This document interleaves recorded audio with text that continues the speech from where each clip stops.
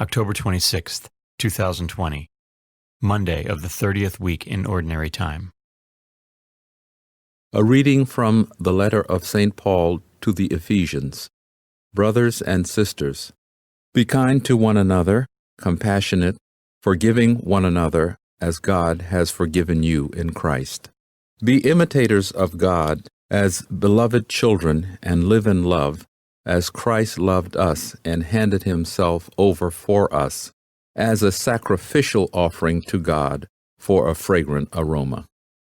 Immorality, or any impurity or greed, must not even be mentioned among you, as is fitting among holy ones. No obscenity or silly or suggestive talk, which is out of place, but instead thanksgiving. Be sure of this, that no immoral or impure or greedy person, that is, an idolater, has any inheritance in the kingdom of Christ and of God. Let no one deceive you with empty arguments, for because of these things the wrath of God is coming upon the disobedient. So do not be associated with them. For you were once darkness, but now you are light in the Lord. Live as children of light. The word of the Lord. Responsorial Psalm.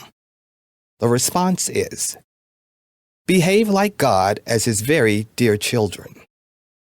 Bless the man who follows not the counsel of the wicked, nor walks in the way of sinners, nor sits in the company of the insolent, but delights in the law of the Lord, and meditates on his law day and night. Behave like God as his very dear children.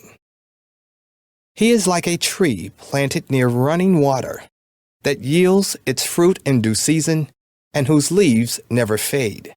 Whatever he does prospers. Behave like God as his very dear children. Not so the wicked, not so. They are like chaff, which the wind drives away. For the Lord watches over the way of the just, but the way of the wicked vanishes. Behave like God as his very dear children.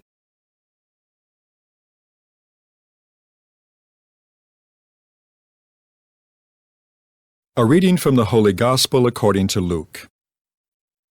Jesus was teaching in a synagogue on the Sabbath, and a woman was there who for 18 years had been crippled by a spirit. She was bent over, completely incapable of standing erect.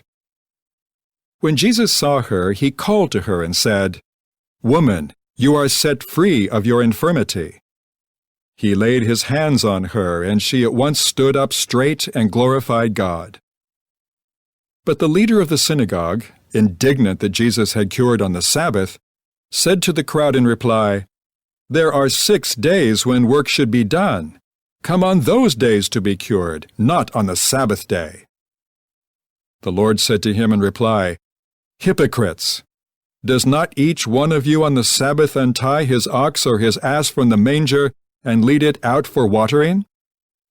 This daughter of Abraham, whom Satan has bound for 18 years now, ought she not to have been set free on the Sabbath day from this bondage?" When he said this, all his adversaries were humiliated, and the whole crowd rejoiced at all the splendid deeds done by him. The Gospel of the Lord.